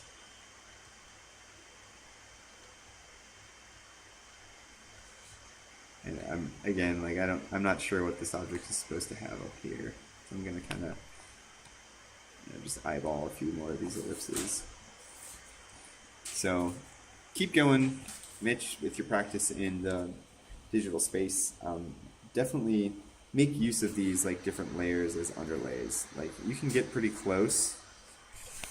I mean, even if you have a result you're not happy with, I guess, like one of these, if it's too blurry, just use it as a layer, use it as a tool to get closer with your next layer of line work. And then you can go back in and add whatever color, just like we were doing in some of the demos in class.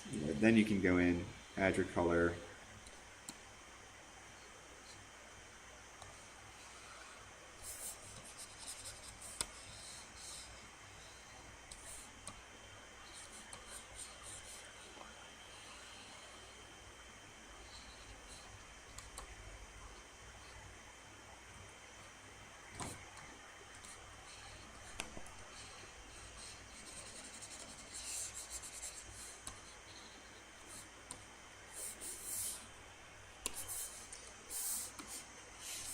erase away any areas that you overshot.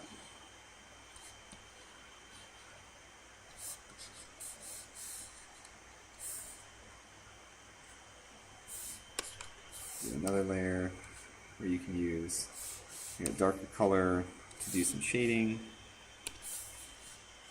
In this case, I might try and shade the object as a whole. Like in general, I think it's going to be darker here.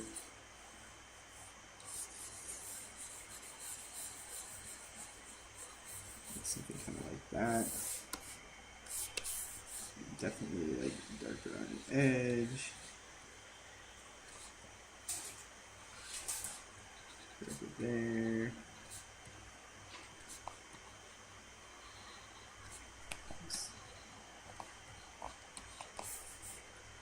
These will probably be pretty dark too.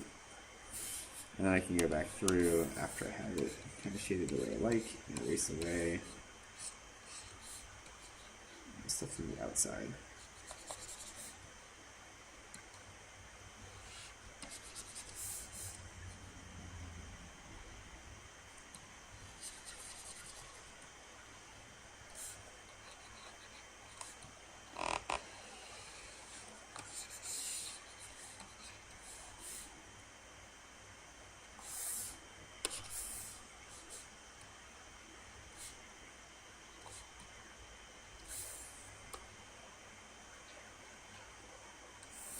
I always take some time erasing in Sketchbook, but oops. That's just a part of the workflow.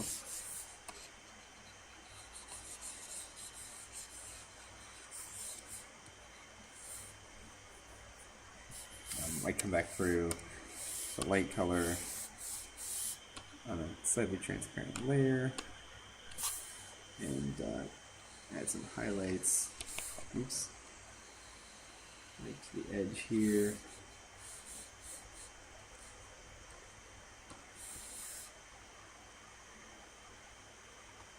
Move to that edge there. That edge there.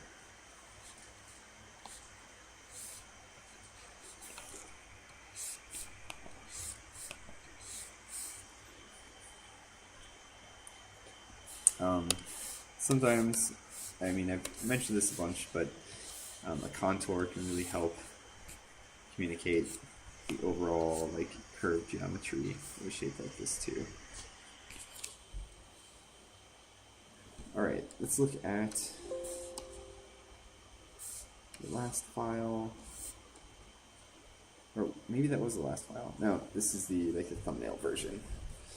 All right, same thing here. Missing a title, missing some notes. For these pages, I was kind of looking for a variety of tools under the same brand, so you could call out visual brand language stuff. So, Mitch, I know you still got some work to do trying to get a feel for this digital tool, but really try and focus on some of the advantages you have with this being digital. You can use some of the views that you have here as underlays to really work on your line work and practice some of the basic stuff we've gone over with color blocking. So just keep practicing. I am going to dock you some points for not quite getting the assignment right, meaning like the VBL side of things.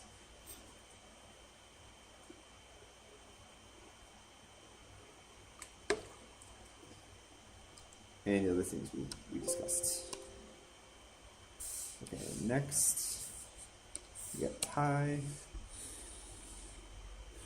Okay, Ty, one more time, double check that you're using an image size that is, yeah, this is a really weird one. You definitely want to do 17 inches wide by 11 inches high by 150 pixels per inch. That way we're all using sort of the same proportions. So aside from that, this looks like Black & Decker like garden tool stuff, and these are actually really nice thumbnails. I like that you're taking sort of the same perspective view for each of these tools. The only thing really missing from this page would be some notes about stuff on the page, specifically visual brand language stuff. So you could mention things like orange handle with black grip accent, and how it's the same here And you might mention that that these two tools are different. You know, they're a black handle with an orange handle accent. Might be worth calling out some of these button details. It looks like all of these sort of adjustable things are orange. And yeah, just call out a few things about the VBL. It might also be kind of nice to actually show a couple of the other people in class have been putting like the Black & Decker logo on the page too. But overall, really nice thumbnails and really nice shading on this stuff too. Not sure how much time you're spending on the shading on these guys. They are thumbnails. These are even maybe just a little farther than you needed to take them further, but they look really nice. So we'll go to another page.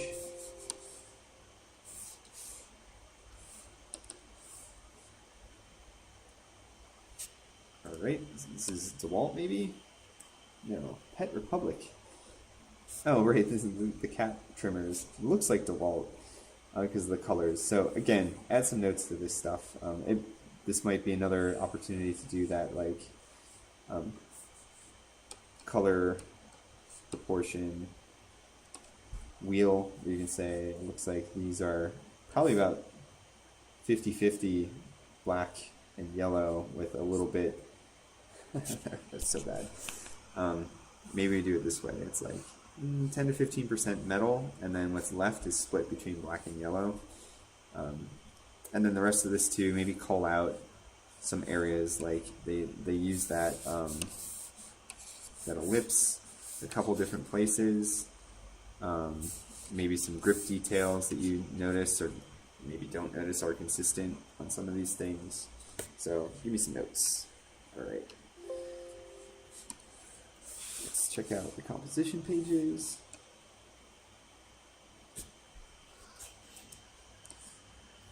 All right. Garden shears. Oh, there's the logo. Nice. As always, view selection, I think you have spot on. This is a great sort of like hero shot of this object. I like how you're calling out this detail. That's a great way to do it. I really like this arrow sort of behind the switch here. That's really cool. Hand for scale is really nice. The shadow under here helps kind of anchor this on the page. So overall, I think this is nice. Your shading is also really nice. I like this these light areas on top of, I guess, the handles. It looks like it's kind of reflecting the background. You can maybe use a little bit more of that on top of like this area. Oh man, like this area right here.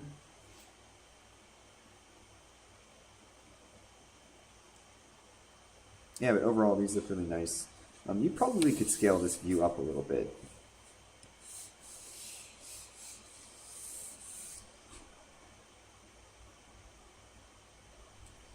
Okay, let's go to the next one.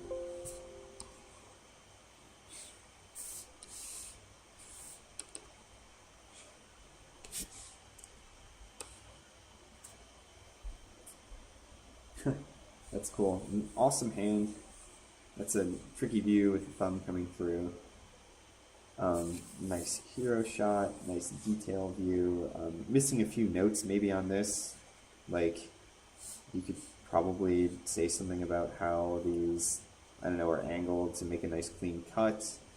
Or you can call out some of the like grip details here, like grips for gripping things, or I don't know, think about what kind of note you could add.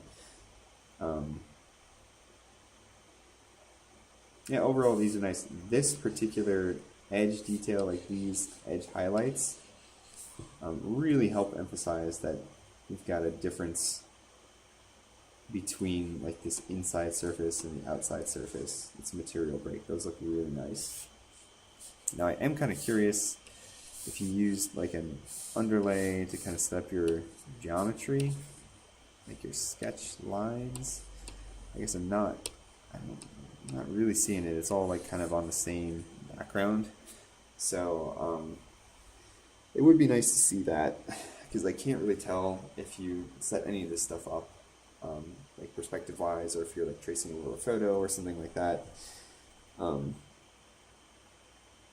But overall, I think view selection, communication is really well done. So nice job, Ty.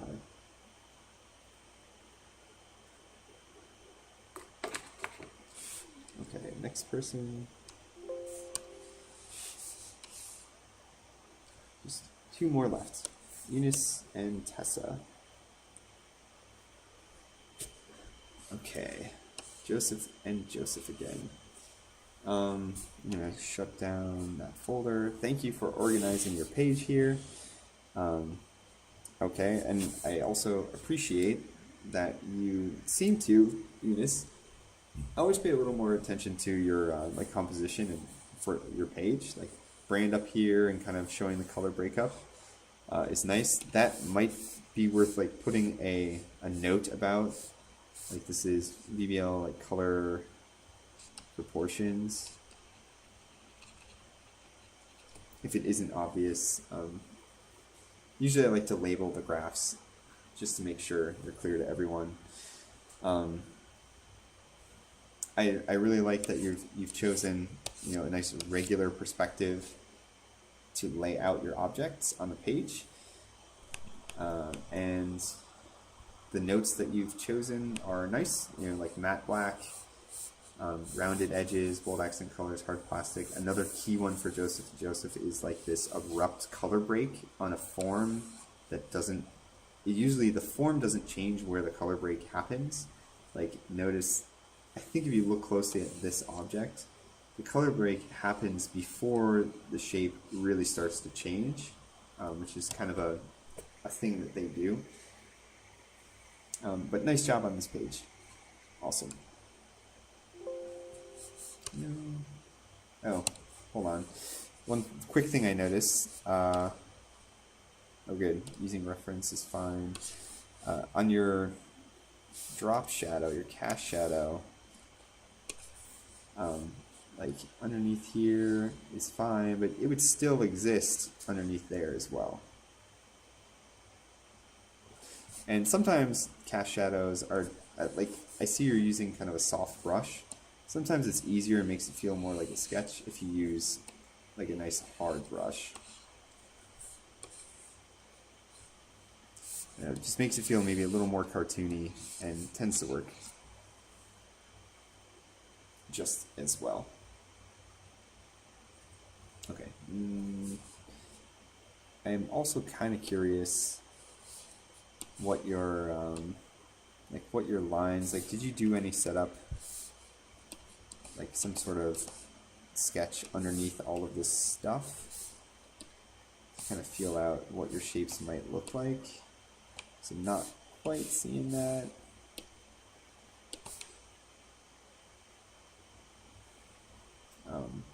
Your objects do look significantly different than your reference though, enough so I know you're not like just tracing them. Okay, on to the next thing. 2 of 4. Another Joseph and Joseph page. Kind of a different look to these objects. These are really nice. I like some of the perspective setup, how you left some of these trace lines in here, showing how you sort of constructed these. It really makes me feel like you're feeling out these shapes. Yeah, this is a great view of that object.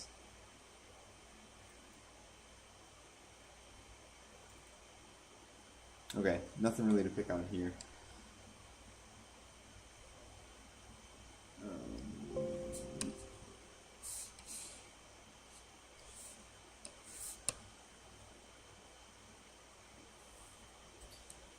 Alright, we're looking at our potato peeler. Alright, so I'm going to stay on top here. That view is really cool. Awesome. Now, I'm not sure. I mean, it's neat to see these two views kind of intersecting. It feels kind of like a rendering. I guess this one you do see a little bit more detail on the front. And this one you see a little more detail on the handle. Well, there's not a whole lot going on in the handle anyway.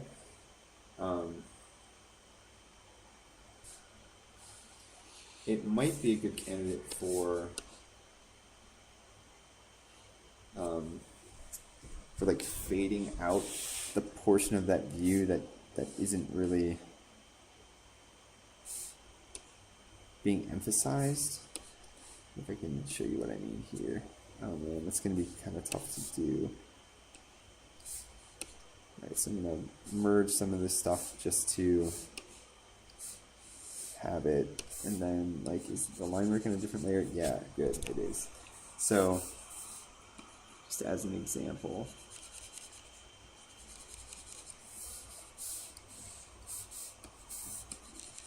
like that maybe could be faded out or left less rendered on this view. I don't know, but the background's kind of messing with it a little bit too. Because you have such a dark background, this might be a good time to add a little bit of like a white edge to like to your object to get it to stand off from the background a little bit. Again, that's pretty thick, but I'm kind of just showing the area. I'm talking about either a white edge or come back in and like darken up your line work a little bit too. Keep this thing feeling like a sketch.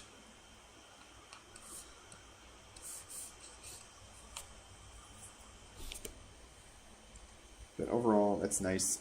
Would be nice to see some notes on this page. No. Next. Oh, and another peeler. Cool. So you can kind of reuse the view with the hands. Two nice views here showing the different sides of this. And the perspective in this one, is this like a separate peeler? Is it? That's weird. It doesn't seem like this object is the same as this object. The drop shadow on this one is also maybe a little funny. I think you'd want it to be a little bit thicker, a little bit wider.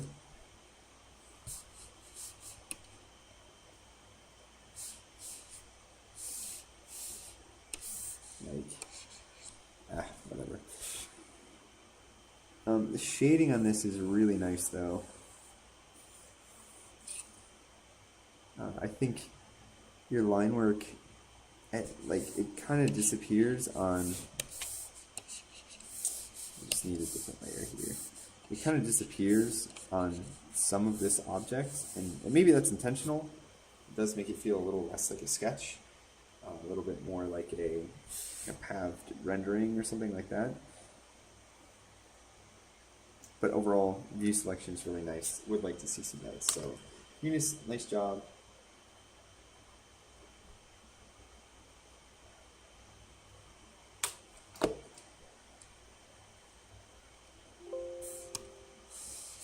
And last but not least, Tessa. Okay, what are we looking at here? This is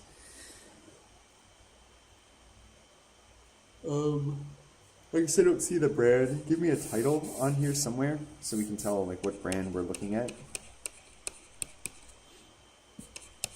Or you can actually bring a photo, like the logo actually in from the internet or something. For this view,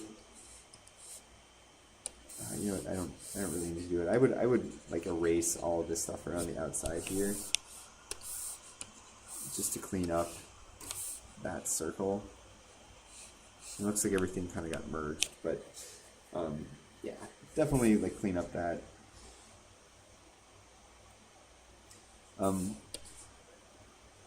Nice. I'm glad to see that you're setting up your perspective, and it looks like you actually like sketched this rake thing larger and then scaled it down to make your composition the way that you wanted it. That's a really good way to use these, like the digital tool. So nice job with that. even so, I think the fork looks maybe just a little bit off. This looks really nice. And this guy, I don't even know what this tool is, but that looks pretty nice too. Let's take a look at your other thumbs. Nice notes.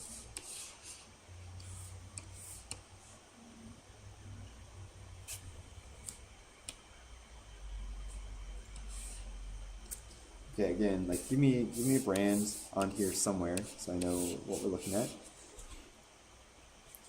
Grip details, yay.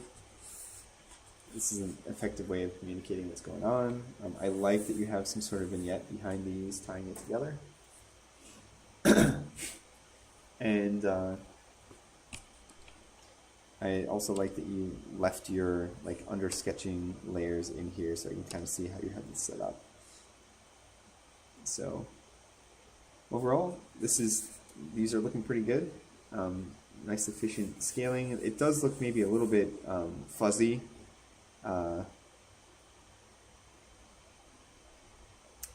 Don't be afraid to add, like for example on these red handles over here, really simply you can add some nice dimensionality to them without airbrushing. You know, you can actually just use kind of a hard brush and then erase away the areas that you don't want, and it'll still give you that like impression of like nice rounded handles without having to go in there and like airbrush and make sure everything is exactly right.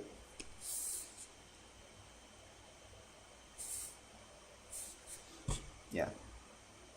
Okay, let's take a look at your compositions.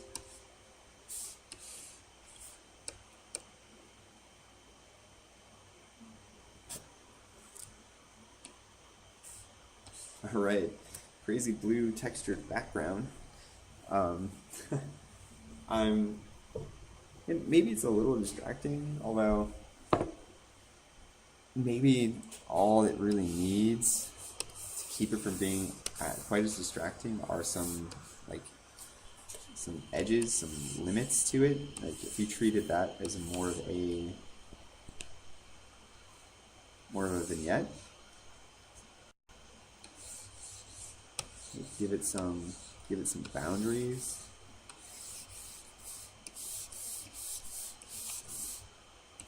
That's all it would take, and then we can like, I don't know, even use that same blue, like a darker version of that blue, to like cap the edges of it, and maybe it feels a little bit more like a composition, or just feels a little more intentional. We're missing a title, we're missing some notes on this, but aside from that, your composition I think is pretty effective. Nice hero view here, showing one version of how the tool works with a hand for scale, and then another version of how the tool works. This view down here, maybe you could actually zoom in a little bit more and give us like a detail shot. So you have like a hand for context, big hero shot, like zoom this view in, and that would be really nice.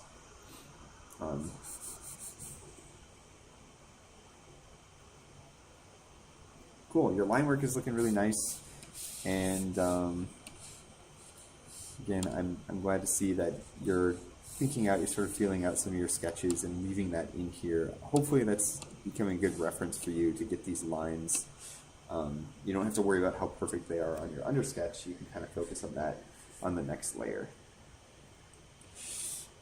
One other thing that might help, like this final big view that you have going on here. Here's your line work, nice. Just to help make it stand off a little bit more, start thinking about some highlights. Specifically some highlights on some of your edges. So like, let's say most of our light is coming maybe from the top of this object or like kind of in this direction. We can add a couple little edge highlights. And the pen is like really small. I'm going to double check your image size. Yeah, double check this. Make sure we've got like 17 wide. 11 high, 150 DPI. That way all of our brushes kind of work the same. So I'm going to pick a slightly different pen just so I can like get some highlights. You can add some highlights to some of these like material break areas. It will help like pop out some of the edges just a little bit more.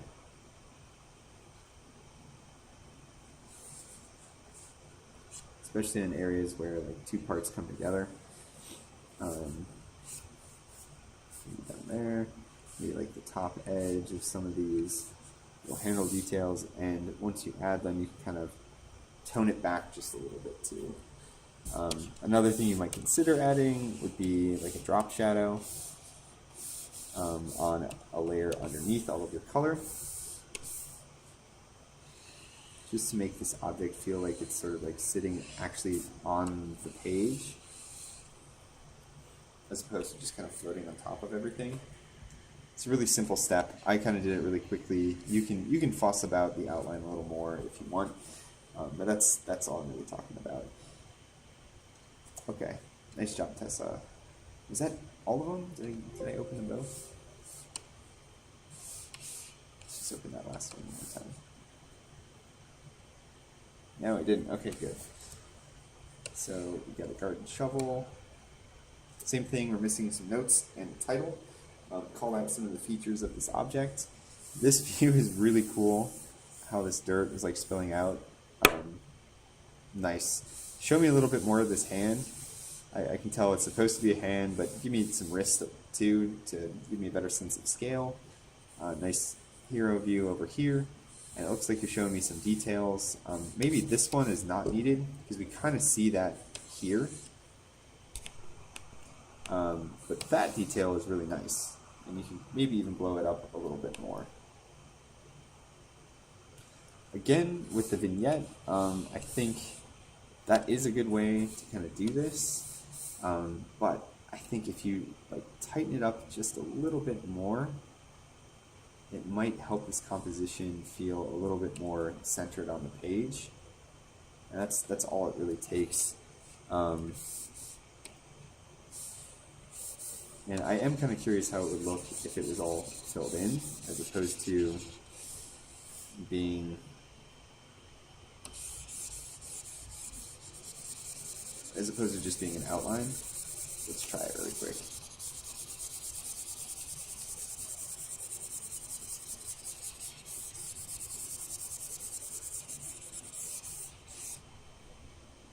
Maybe it's just a little dark.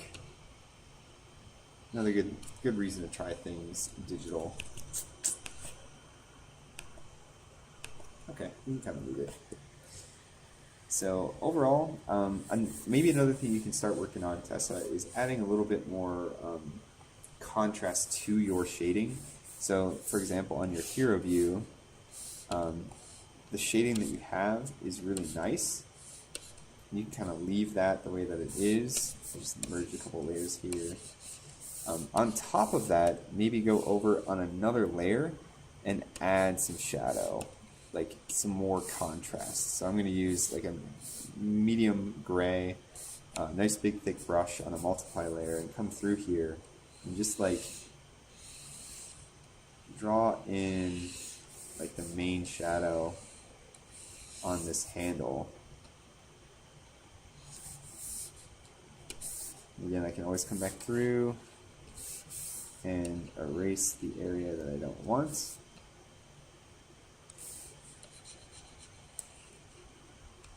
I might even erase a little bit off the back. Nope, not like that.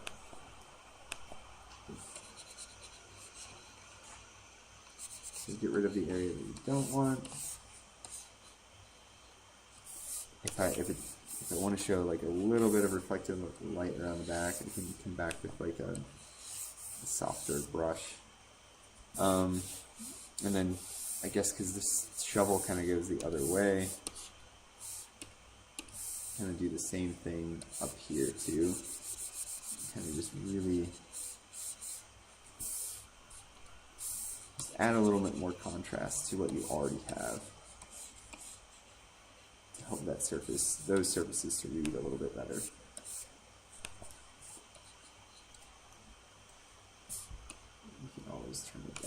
too if you like.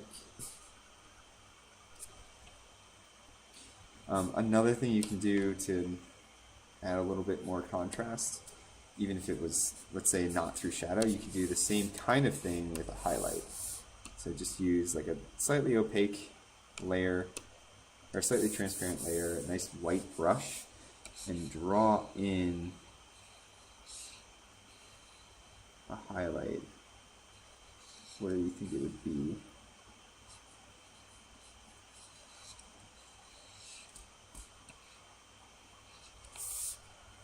On the object.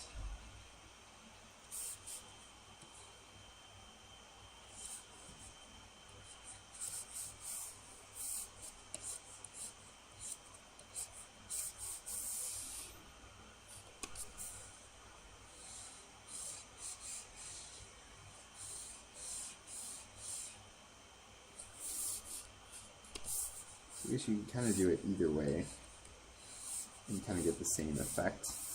And once you have the highlight in there located the way that you want, you can like just turn down the opacity of the layer a little bit if you want, or you can use a nice big soft eraser, kind of like tone it down in areas where you want it to be a little less prominent, like maybe back here. Anyway, overall, it looks like you're really starting to get a handle for this tool, so nice job, Tessa. Just would like to see some more notes.